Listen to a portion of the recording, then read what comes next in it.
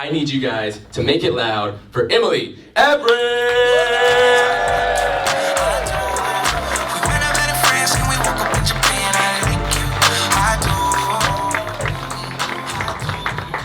So I'm not gonna lie, I was really nervous, like driving here, and I kept repeating to myself, my therapist would be proud. My therapist would be proud. And I'm sure like they looked at me at the stoplight and was like, she's crazy. Is she okay to drive? Like, is she all right? You know, I got out of the military in November, so I'm still in that weird transition period of like, I'm not quite a sailor, but not quite a civilian. It's kind of weird, and I often think to myself, what do civilians think that we do in our free time? Because I feel like sometimes I'm defined by the uniform. Like, I am camouflage and then I'm quirky and fun, you know?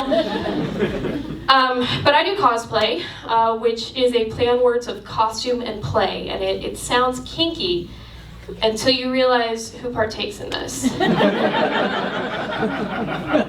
I'm just gonna break it to you, it's sweaty nerds with severe childhood trauma. Like,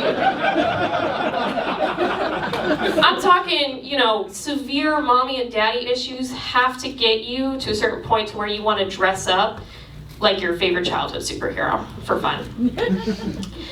You know, I spend a ton of time and money making these costumes and seeing like my favorite comic book artists, and then also to get ogled at by guys who don't leave their mom's basement. You know, they only leave their basement for their Dungeons and Dragons campaign, greasy takeout, and Comic-Con. And, you know, they like to come up to me and ask for pictures. What they do with those pictures, I try not to think about. But, you know, I will say, you know, they love to come up to me and they'll be like, oh, hey, you know, can I get a picture? And you know, that's fine. Except they're not asking me.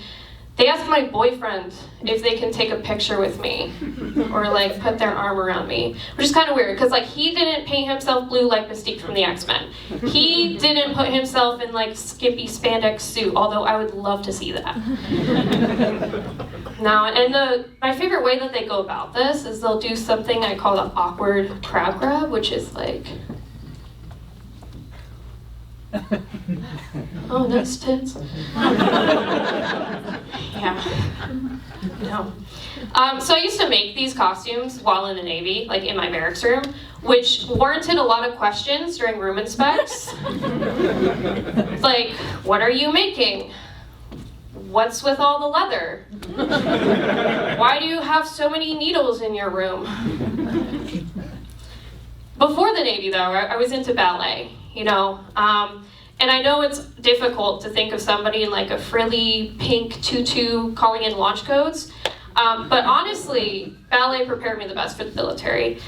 In particular, one of my dance teachers. She was Russian and she threatened to kill me at least once per class.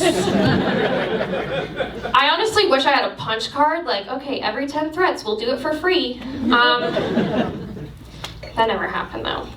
But when I got to boot camp, instead of this like petite Slavic woman, it was these hot guys in uniform. You know? They're like telling me like, you know, eyes up, shoulders back, get on your knees. At least that's what I wish they would have told me. And it was then that I realized, you know, that childhood trauma that I had that makes me dress up like fictional characters. Yeah, it's a kink for degradation. So, yeah. I think though, the most awkward part, whether you're making a costume for like Comic-Con or you're doing like a ballet costume or something like that, is going to Joann's Fabrics. Because Joann's main demographic is old white ladies. You know, I'll be in line, I'll be like trying to get my fabric cut and everything. And you know, this lady will come up to me and she'd be like, it's so nice seeing the next generation take on the lost art of sewing. I'm making a blanket, it's for my grandson, he just turned 1. Oh, that's nice, ma'am. What are you making? And I really don't know how to tell her that I am planning a sexy Spock costume. So I just end up saying, also a blanket for my dog. Do you have any coupons? This shit's expensive. Thank you guys so much.